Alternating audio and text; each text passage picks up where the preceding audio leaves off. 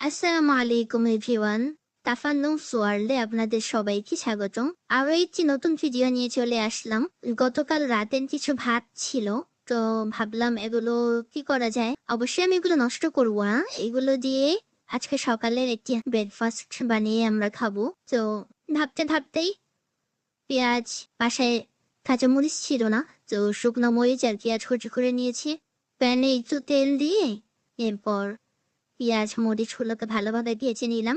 ভাজা হয়ে গেলে তার মধ্যে ডিম দিয়ে লবণ হলুদ দিয়ে ভালো মতো ভেজে এরপরে ভাত দিয়ে দিলাম, যে বাসি ভাতটা ছিল রাতে সেই ভাতটা।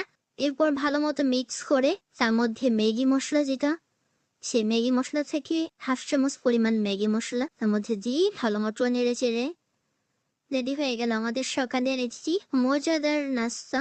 এটা আসলে এতটা টেস্টি হয় এভাবে বানলে, আমার কাছে আর কি ভালো লাগে।